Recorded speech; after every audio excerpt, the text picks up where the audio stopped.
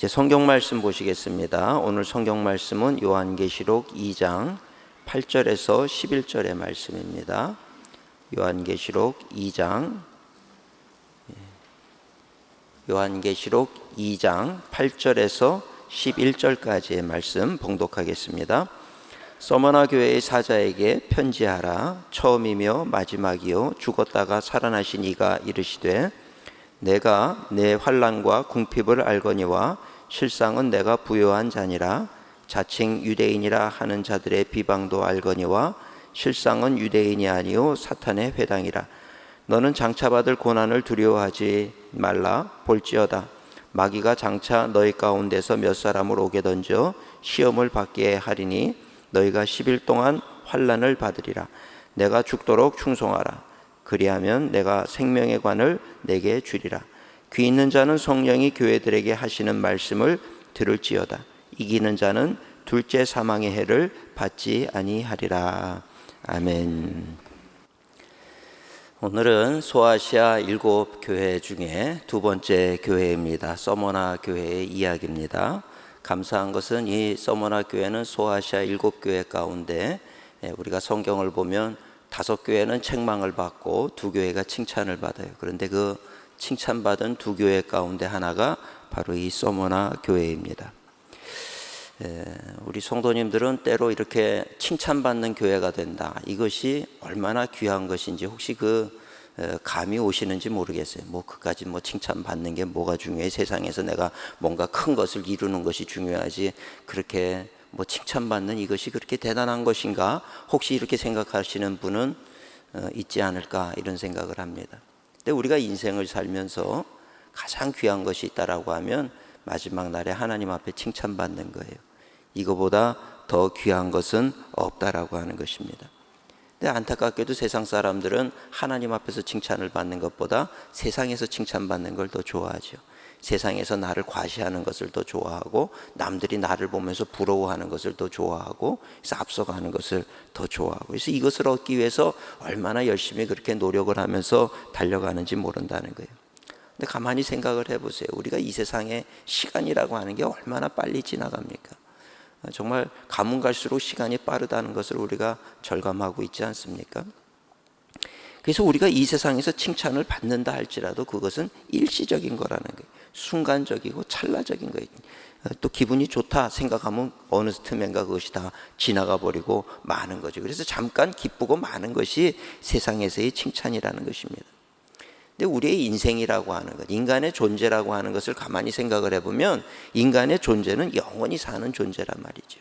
성경에 있는 말씀 그대로 우리의 몸은 흙에서 만들어졌으니 죽으면 우리가 이 땅에서 살아갈 날을 다 살게 되면 몸은 흙으로 돌아가지만 영은 하나님으로부터 왔기 때문에 영원히 사는 존재예요. 소멸되지 않는 것이란 말이에요. 몸은 죽어서 흙으로 가고 우리의 영혼은 하나님 앞으로 가는 거예요. 어디로 가느냐? 심판대 앞으로 가는 거죠. 히브리서 9장 27절에 보면 한 번 죽는 것은 사람에게 정해진 것이요 그 후에는 심판이 있다. 우리가 이 세상을 열심히 잘 살아야 되는 이유가 바로 우리의 살면서 행했던 그 모든 것들이 하나님 앞에서 평가를 받아야 되는 시간이 있다라고 하는 것입니다. 이런 얘기를 하면 세상 사람들은 그냥 비웃어요. 에이, 그런 게 어디 있다고, 죽으면 끝이지. 이런 생각을 합니다. 말도 안 되는 얘기를 한다. 그런데 이 영원한 세상을 직접 경험했던 사도 바울은 그 세계 3층천에 올라가서 그 세계를 다 경험을 하고 그러고 와서 보니까 이 성경의 말씀이 진리로구나. 이것이 정말 그 하나님의 말씀대로 예수님의 가르침대로 끝이 아니구나. 영원한 세상이 있구나. 이거를 확신하게 되니까 그동안 자신의 학식이나 가정 배경이나 자기가 가졌던 모든 것들, 세상 사람들이 부러워하던 그 모든 것들, 나도 갖고 싶다라고 그랬던 그 모든 것들, 이런 것들이 아무것도 아니다. 이거 가지면 뭐 하냐는 거예요. 이거보다 중요한 거는 영원한 삶이다. 이것을 깨닫게 되는 거죠. 그래서 그것을 배설물처럼 여긴다. 그러면서 복음을 전하고 복음과 함께 고난을 당하는 그 일 가운데 앞장서는 그런 존재가 되었다는 이야기입니다. 어떻게 그럴 수가 있을까? 어려움 가운데 살던 사람이 너무 어렵게 사니까 내가 더 이상 이렇게 살 수는 없다. 내가 좀 열심히 내 자손들을 위해서라도 열심히 살아가지고 뭔가 성공을 해야 되겠다. 그래서 내 자녀들에게 뭔가를 물려주고 이렇게 괴로움과 고통 속에서 살 수는 없다. 그래서 두 주먹을 불끈 쥐고 내가 세상 앞에서 어떻게 해서든지 잘 살아보려고 노력을 하는 거, 이거는 뭐 보통 사람들이 갖는 그런 세상을 사는 방식이지요.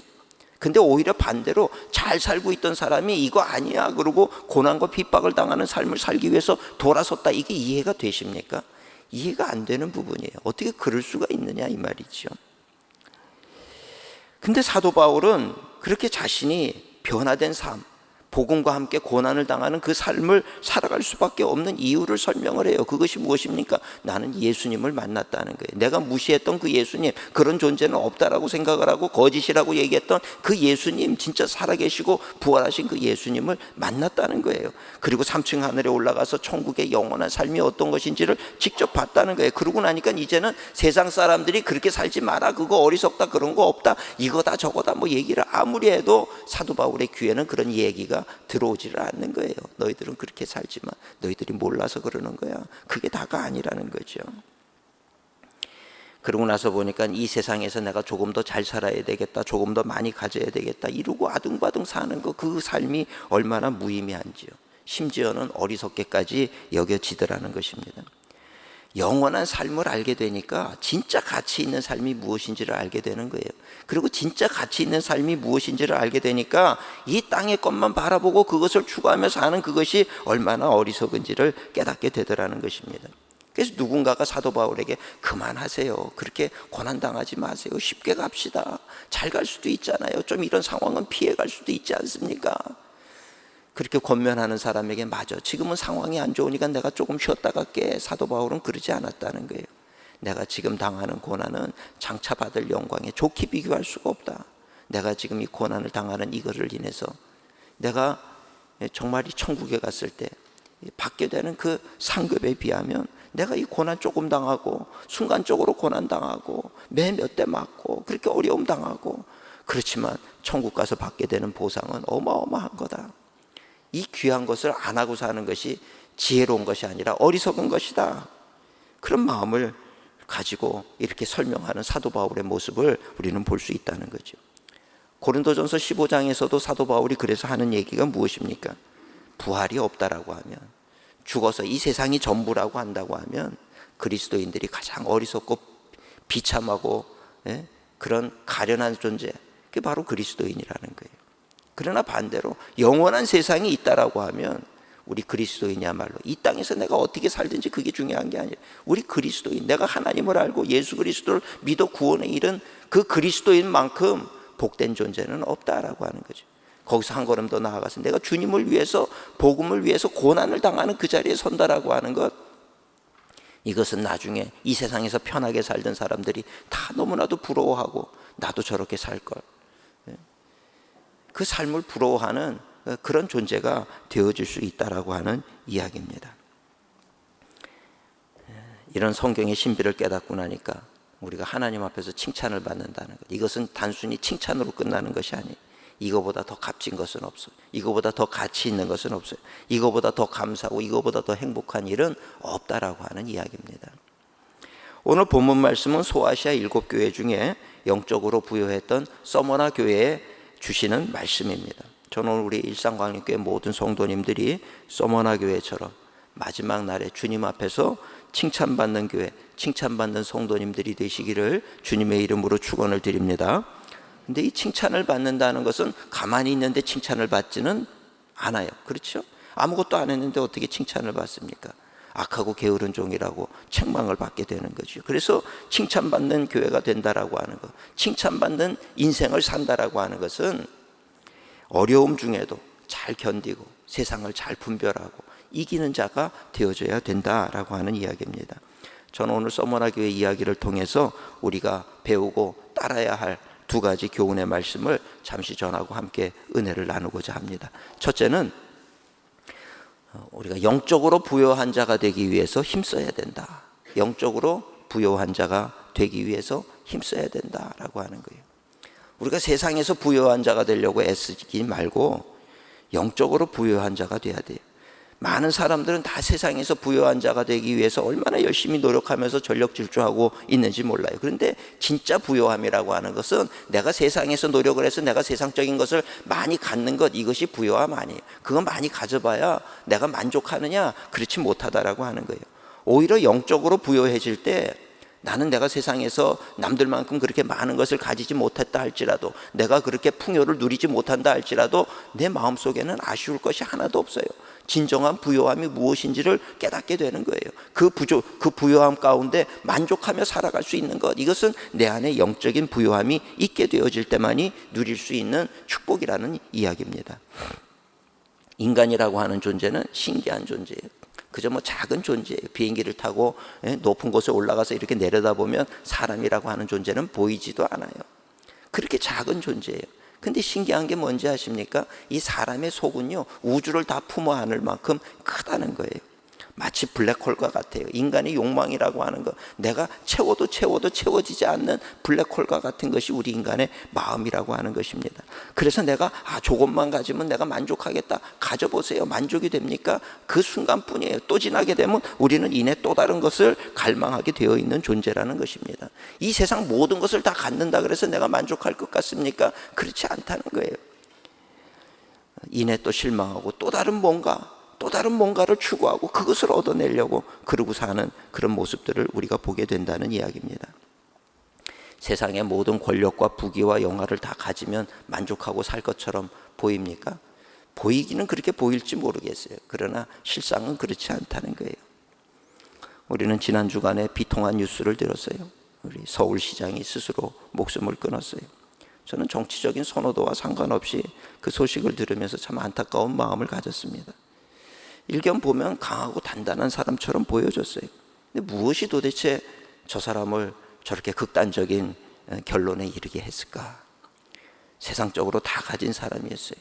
유력한 대통령 후보 물망에도 오르는 그런 분이었죠. 그동안 세상의 역경 위기 다 이기고, 숱한 역경이 있지 않았겠습니까? 숱한 공격이 있지 않았겠습니까? 다 이기고 그 자리에 오른 것 아니겠습니까? 근데 왜? 무엇 때문에? 세상에서는 이래서 저렇다, 저래서 그렇다, 이런저런 얘기들이 많이 말들이 있겠죠. 이유야 있겠지만 그 이유가 무엇이 되었든 그렇게 허망하게 무너지면 안 되는 것 아닙니까? 세상에 많은 유명한 연예인들도 마찬가지잖아요. 우리가 볼 때는 얼마나 화려하고 그 화려한 조명 뒤에서 그 얼마나 많은 사람들의 존경을 받으면서 그렇게 지내옵니까? 근데 어느 날 보면 자살이라고 하는 것으로 끝을 맺는 그런 분들도 있어요. 다 그런 건 아니지요. 또 그 가운데서 빛과 소금의 역할을 감당하는 분들도 있어요.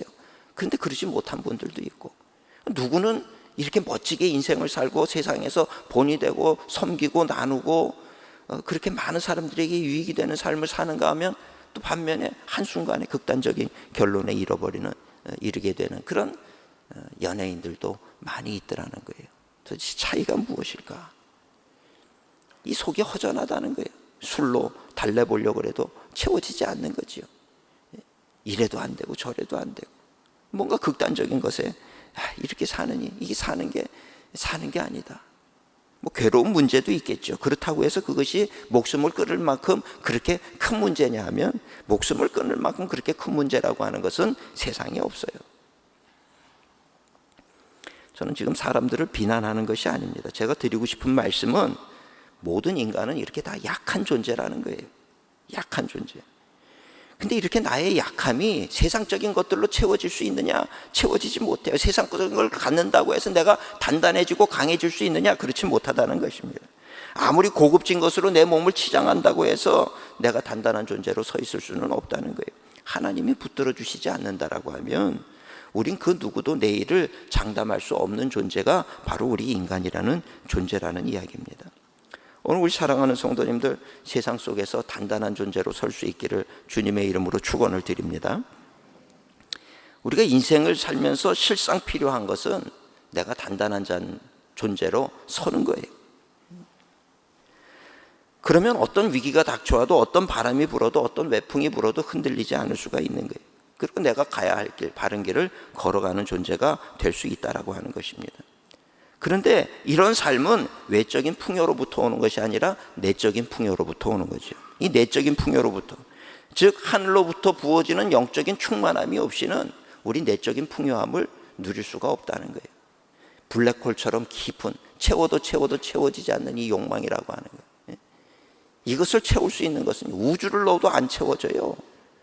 이걸 채울 수 있는 방법은 하나예요. 우주보다 크신 하나님의 사랑이 내 안에 들어오게 될 때 채워지는 거예요. 비로소 채워지는 거예요. 우주보다 큰 뭔가가 들어와야 돼. 그것이 무엇입니까? 하나님의 사랑이라는 거예요. 하나님의 사랑이 들어오게 될 때 우리는 만족하게 되는 거예요.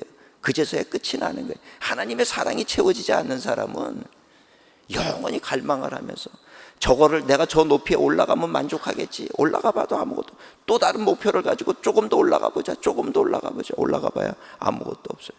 아유, 인생이 이게 뭐냐. 그렇게 되는 거죠.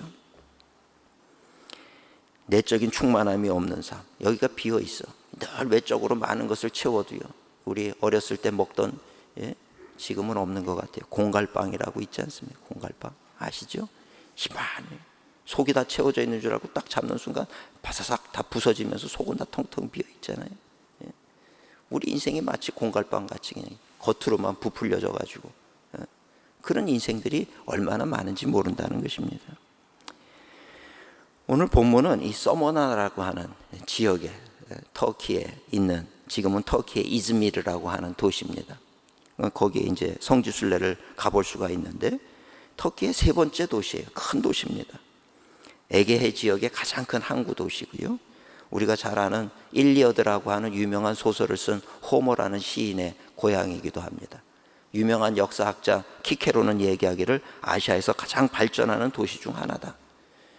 그러니까 이 요한계시록이 쓰여지던 당시만 하더라도 이 서머나라고 하는 지역은 번성했던 도시. 에베소와 마찬가지로 이 서머나도 엄청나게 번성했던 그런 도시. 풍요가 아주 넘쳐 흐르는 그런 도시가 바로 이 서머나라고 하는 지역이었어요.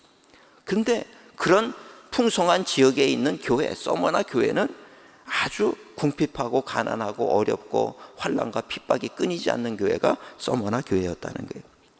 그러니까 세상에서 이 교회를 볼 때 참 어리석어 보이는 거예요. 이렇게 부요가 넘치는데, 이렇게 풍요가 넘치는데 너희도 여기 와서 이 풍요를 즐기지 뭘 그렇게 세상 거 끊어버리고 그렇게 너희들 그렇게 뭐 신앙을 지키겠다 그러고 사는 그 모습이 얼마나 어리석어 보이는지 모르는 거예요. 조롱하는 거예요.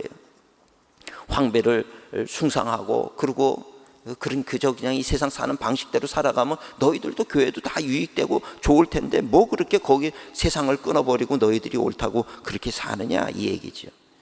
황배를 숭배하던 1순위 도시가 바로 이 서머나라고 하는 지역이었기 때문에 황배를 숭배하지 않는 종교에 대해서 우린 그럴 수 없습니다라고 하는 종교에 대해서는 얼마든지 공식적으로 박해하고 핍박할 수 있는 곳이 바로 이 서머나 지역이었다는 것입니다. 그래서 서머나 교회는 고난과 핍박이 끊이지 않았다는 거예요. 저는 이 말씀을 가만히 묵상하다가 생각해 봤어요. 서머나 교회 성도들의 입장에서 한번 생각을 해보세요.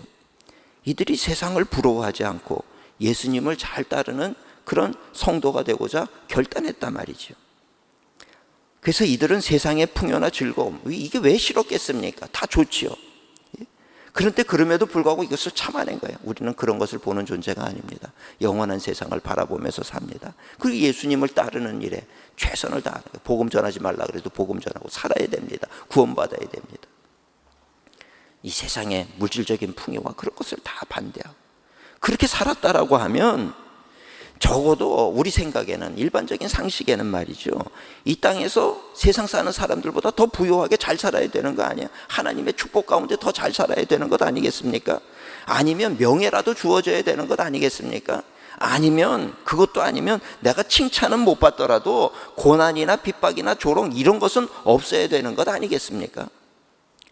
근데 하나님의 말씀을 따라 더 열심히 더 잘 살려고 그러면 그럴수록 더 가난하고 더 궁핍하고 더 세상 사람들로부터 더 큰 핍박을 받아야 되는 상황이라는 거예요. 그렇다고 하면 도대체 내가 왜 예수를 믿어야 되는가, 이런 회의가 생길 법도 하지 않겠습니까? 우리가 이런 상황 속에 처한다라고 하면 우리는 어땠을까? 그럼에도 불구하고 우리는 예수님 믿겠다고 따라갔을까? 우리 성도님들은 어떻습니까? 예수 믿는다는 것은 이 세상에서 축복받기 위해서 믿는 것이 아니라는 거예요. 사실은 영원한 축복을 받기 위해서 예수님을 믿는 거죠. 영원한 생명을 얻고. 예수 믿었으니 이 세상에서 잘 돼야 됩니다. 이것은 잘못된 신앙 자세라고 하는 이야기입니다.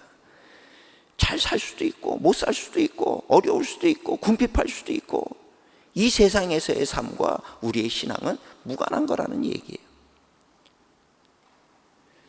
요즘 방송을 보면 코로나19로 인해서 교회에 확진이 늘어간다, 이런 소식이 종종 나옵니다. 객관적으로 가만히 제가 한번 봤어요. 객관적으로 봤더니 세상에서는 교회를 이 마녀 사냥하는 것 같은 그런 느낌이 들어요.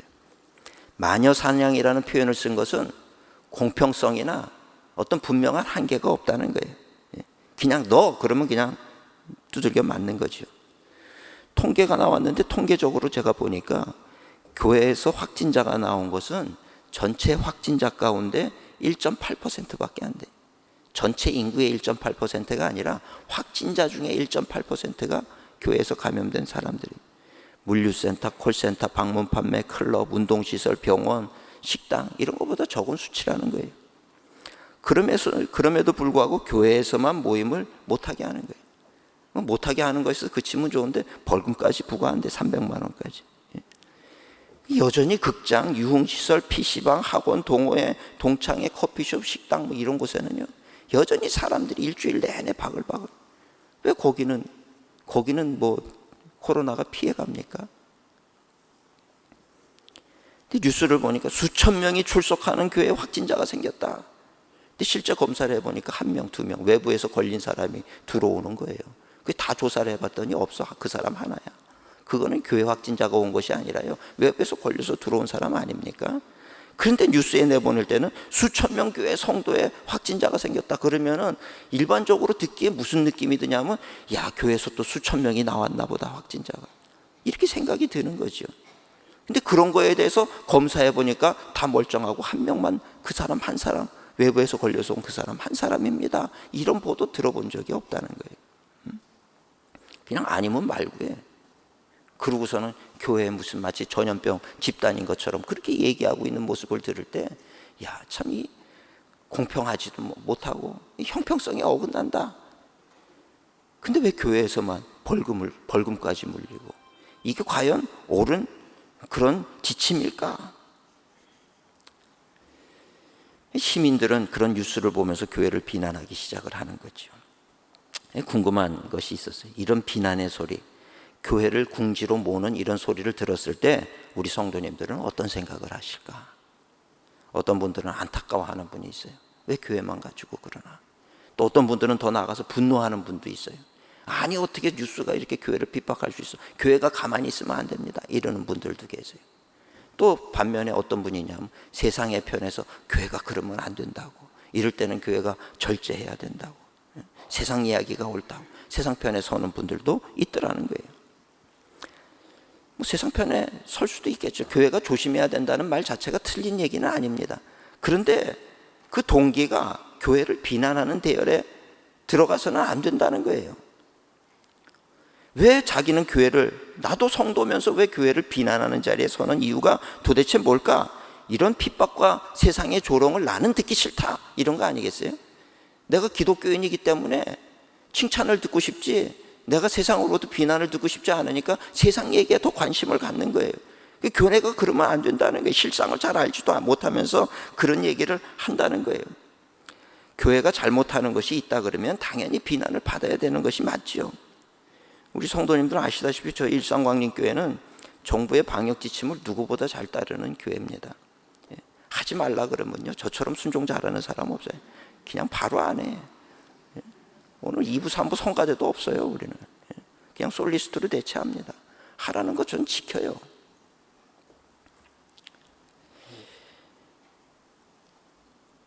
근데 적어도 우리 마음만은, 지키라는 건 지키지만 우리의 마음만은 하나님을 사랑하고 교회를 사랑하는 것이 동기가 돼야지, 세상 사람들의 비난의 이야기나 이러면 안 된다고 하는 그 어떤 세상적인 여론에 휩쓸려 가지고 교회를 비난하는 자리에 서는 것은 어리석은 일이다라고 하는 이야기입니다.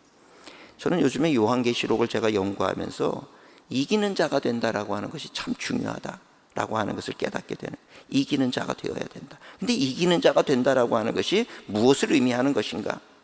그것은 세상 정부에 대항해서 기독교 국가가 되도록 만들어야 되고, 세상 정부가 얘기하는 거에 대해서 우리가 억울하니까 그것을 넘어서야 되고, 그런 것이 이기는 거 아니에요. 절대로 이 세상에서 교회는 손해나 억울한 일을 당해서는 안 된다, 이것이 세상을 이기는 것이 아니라는 것입니다. 초대교회 당시에 보면 세상 사람들과 정부로부터 교회는 억울한 핍박을 당했어요. 고난도 당하고 비난도 당하고. 그러나 교회는 그런 비난과 핍박을 다 감수했어요. 그러면서 신앙을 지켰어요. 세상이 우리를 향해서 너희들 신앙 다 틀렸다라고 말할 때에도 그들은 자기의 신앙을 지켰다는 거예요. 핍박이 오고 어려움이 오고 환난이 와도 신앙을 지켰어요. 하나님은 그런 서머나 교회를 향해서 이기는 자가 되었다라고 칭찬하고 있더라는 이야기입니다. 오늘 우리는 어쩌면 요한계시록에서 이 마지막 때가 다가옴을 계시하고 있어요. 깨어있는 자가 되어야 되고 이기는 자가 되어야 된다. 그거에 따라서 구원을 받을 것인지 심판을 받을 것인지, 이게 요한계시록의 주된 내용입니다. 마지막 때에 다 악한 것들이 다 처벌당하게 되고 마지막에 우리가 영원한 생명을 얻게 되는 그 얘기거든요. 이기는다는 게 무엇인가? 여기에 우리가 초점을 맞춰야 되는 거예요. 이 세상에서 부유하고 번성하고 잘 살고 교회가 세상을 지배하고, 이게 이기는 거 아니에요. 세상에 핍박과 환난이 오면 올수록 사탄은 우리를 넘어뜨리기 위해서 그런 공격을 준다는 거예요. 이 요한계시록의 내용이지요. 그럼에도 불구하고 교회는 지켜야 될 것을 지켜야 된다. 순수성을 잃어버리면 안 된다. 세상이 뭐라고 하든 내가 목숨을 내놓는 한이 있더라도 하나님의 말씀을 지켜나가야 된다. 이 얘기를 요한계시록은 하고 있다는 거죠. 저는 요즘에 일어나고 있는 이런 일들을 보면서 이제 이 요한계시록에서 권면하고 있는 이런 일들 우리가 준비해야 될 때가 아닌가, 이런 생각을 하게 되더라는 거예요. 오늘 우리 사랑하는 성도님들, 계시록의 말씀을 통해서 우리가 더욱더 영적으로 단단해지는 그런 우리 성도님들이 되시기를 주님의 이름으로 축원을 드립니다. 두 번째로는 세상의 시험과 위협에 굴복해서는 안 된다라고 하는 거예요. 세상의 시험과 위협에 굴복해서는 안 돼요. 우리의 삶은 영적 전쟁입니다. 요한계시록에서 계속되는 내용이 무엇입니까? 이기는 자가 되어야 된다. 그래야 구원과 심판이 결정이 된다. 사탄은 우리를 넘어뜨리고 하나님의 사랑에서 우리를 끊어버리는 거예요. 이것이 사탄이 우리를 공격하는 제1 목표라는 거예요. 하나님의 사랑에서 끊어뜨려. 그걸 위해서 사용하는 공격 방법이 여러 가지가 있습니다. 근데 그 중에서 잘 사용하는 방법이 몇 가지가 있어요. 여러분, 사탄이 우리를 공격할 때 무서운 모습으로 이렇게 다가서 죽이겠다고 덤벼들지 않아요. 사탄이 잘 쓰는 공격 방법, 제가 세 가지만 말씀을 드릴게요. 그게 뭐냐면 합리화시키는 거예요. 합리화. 자기의 생각을 가지고 모든 것을 합리화시켜. 우리 인간의 생각은요, 정확한 기준이 될 수가 없어요. 내 생각을 가지고 내 생각이 옳다는 것 하에 모든 것을 합리화시킬 때 그 모든 것들은 잘못된 결론에 이르게 되는 거지요. 하와가 선악과를 먹을 때도 자기의 판단, 하나님의 말씀을 중요하게 생각한 게 아니라 자기의 판단으로 먹어도 될 것 같으니까 뭐 저거 먹는다고 어떻게 되겠어? 자기의 생각으로 판단을 하는 거예요. 스스로의 생각이죠. 그 스스로의 생각 때문에 무너지게 만드는 거예요.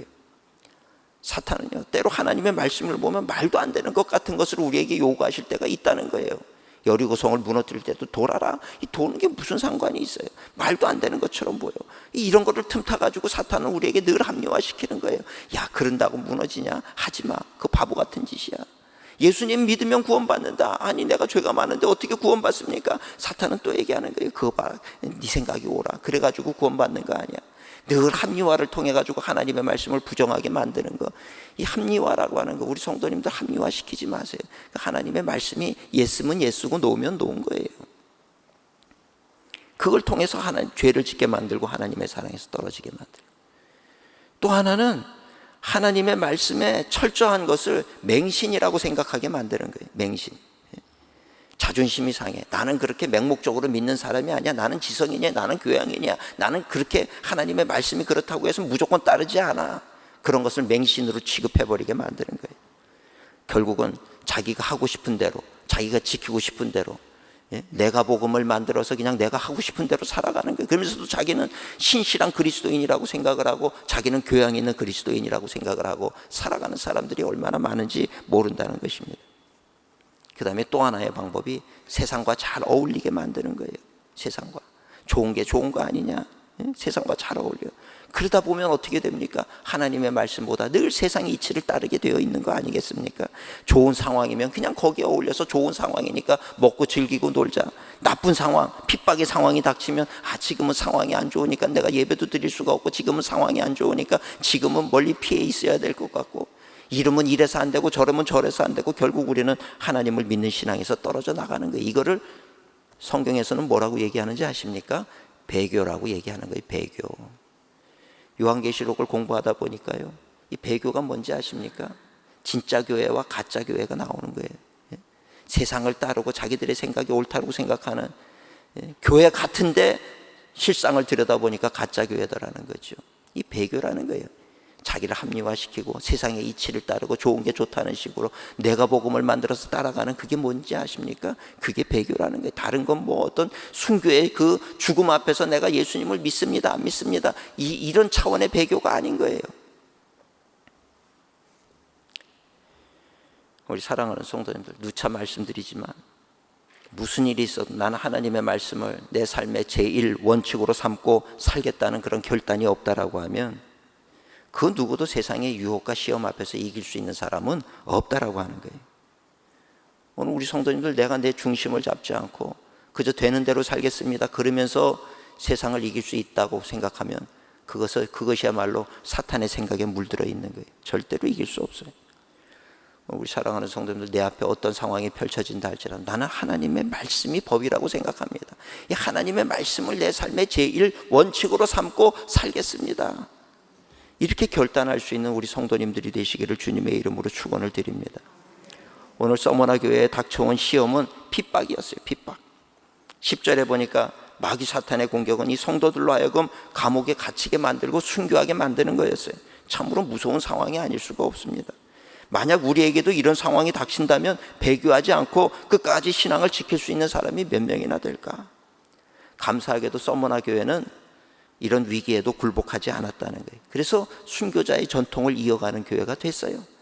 이 하나님께서 서머나 교회를 축복하는 이유, 칭찬하는 이유가 거기 있다는 거죠. 지금도 서머나라고 하는 곳에 가보면 폴리캅 기념교회가 있습니다. 폴리캅을 기념하는 교회가 그 가운데 있어요. 이 폴리캅은 사도 요한의 제자로 알려져 있어요. 그리고 이 서머나 지역의 초대 감독, 그 지역의 영적인 지도자로 있었던 사람이에요.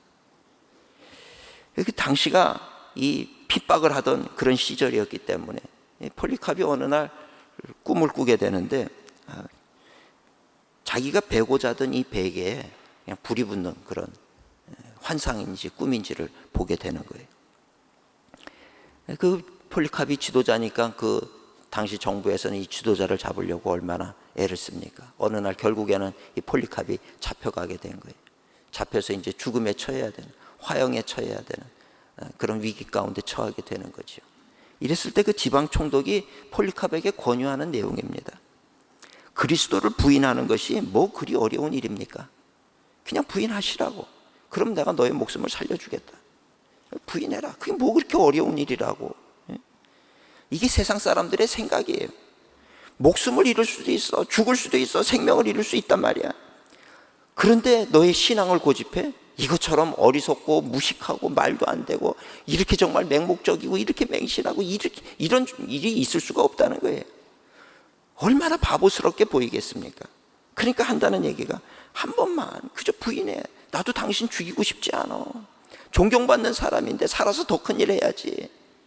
한 번만 부인하라고. 그러면 살려줄 테니까. 이렇게 요청을 하는 거죠. 그랬을 때 폴리캅이 하는 이야기는요, 내가 인생 86년을 살아가는 동안에 그분은 단 한 번도 나를 부당하게 대우하신 적이 없는데 내가 어찌 목숨을 조금 더 연장하겠다고 그분을 모독할 수가 있겠는가. 이게 폴리캅이 얘기했어요. 86년 동안 그분은 나를 단 한 번도 배신하지 않았어요. 근데 내가 조금 더 살겠다고 그분을 어떻게 배신할 수가 있어요. 그리고 화형을 당하면서 묵지 말라는 거야. 날 묵지 마라. 묵지 않고 화형에 처해라. 묶이지도 않았다는 거예요. 그리고 영광 가운데 순교의 길을 걸어갔던 그분이 바로 이 폴리캅이라고 하는 지도자였어요. 지금도 그 폴리캅 기념교회가 있어요. 그 교회 가보면 이 벽면과 이 모든 것의 그 상황이 다 그림으로 묘사가 되어 있는 것을 볼 수가 있습니다. 누구를 만나고 마지막에 고난을 당하다가 화형에 처해지는 그 모습들이 다 나타나 있죠.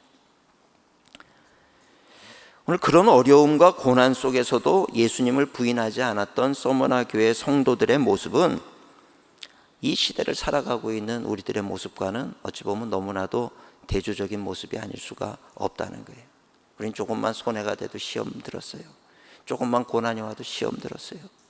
조금만 이런저런 소리 들어도 우리는 견디지 못해 시험 들었어요. 그리고 교회를 떠나가는 그런 모습들이 참 얼마나 부끄러운 모습인지 모른다는 거예요. 우리 성도님들, 내 신앙을 내 옆에 집사님과 비교하지 마세요. 저분이 저 정도면 나 정도면 괜찮네. 권사님이랑도 비교하지 마세요. 장로님하고도 비교하지 마세요. 목사님하고도 비교하지 마세요. 지혜로운 사람은 내 신앙을 성경의 인물들하고 비교하는 거예요. 초대교회를 살아갔던 그들의 삶의 모습과 나를 비교하는 거예요. 우리 성도님이 그럴 수 있기를 주님의 이름으로 축원을 드립니다. 성경의 인물들의 위대한 신앙을 본받는 자들이 되어야 된다는 거예요. 마치 냄비 속의 개구리처럼 못 이기는 척 좋은 게 좋다는 식으로 있다 보면 냄비 속에 불을 뗄 때 그 속에서 점점 익어가고 죽게 되는 거예요. 세상과 타협하는 우리의 모습이 냄비 속의 개구리와 별로 다르지 않다라고 하는 이야기입니다. 결국에는 세상을 이기지 못하는 존재가 되어져 버리고 마는 거죠. 우리 사랑하는 성도님들, 영적으로 부유해지시기를 주님의 이름으로 축원을 드립니다. 그리고 어떤 비난과 핍박이 온다 할지라도 세상적으로 법정에 서서 싸워서 이기는 것이 아니라 우리가 믿음으로 그 모든 것들을 다 끌어안고 기도하고 이 안에서 내 정금 같은 믿음을 지켜나갈 수 있는, 그래서 주님을 기쁘시게 하는, 승리하는 우리 일상광립교회 성도님들이 되시기를 주님의 이름으로 축원을 드립니다. 우리 다 자리에서 일어나시겠습니다. 기도합니다. 사랑과 은혜가 충만하신 하나님 감사합니다. 오늘 말씀을 통해서 우리 자신을 돌아보게 하시고 또 우리의 신앙의 그 부족한 부분들을 보게 하시니 감사를 드립니다. 서머나 교회처럼 이 세상의 환경이 어떠하든지 그 속에서 끝까지 믿음으로 싸워 이기는 우리 성도님들 되게 하시고 어떤 상황 속에서도 정금 같은 믿음을 지켜나갈 수 있는 우리 성도님들 되게 하여 주시옵소서. 오늘도 마음을 드리고 또 예물을 올려드립니다. 흠양하시고 우리 성도님들 어느 곳에 있든지 눈동자와 같이 지켜보아여 주옵시고 우리의 기도와 간구가 하나도 땅에 떨어지지 않게 하시며 무엇보다 세상을 이기는 믿음을 허락하사 세상을 이겨나갈 수 있는 세상 속의 빛과 소금이 되는 우리 모든 성도님들 되게 하여 주시옵소서. 이제는 우리를 사랑하시되 끝까지 사랑하시는 우리 구주 예수 그리스도의 무한하신 은혜와 독생자까지도 우리에게 내어주신 하나님 아버지 만극하신 사랑하심과 보혜사 성령님의 내주 교통 인도하시는 은총이 오늘 하나님의 말씀을 마음에 담고 우리가 믿음을 지키며 살기로 결단하며 세상으로 나가신 우리 모든 사랑하는 성도님들 위에와 가정기업 자녀들 위해 이제로부터 영원토록 함께 하시기를 간절히 축원하옵나이다. 아멘.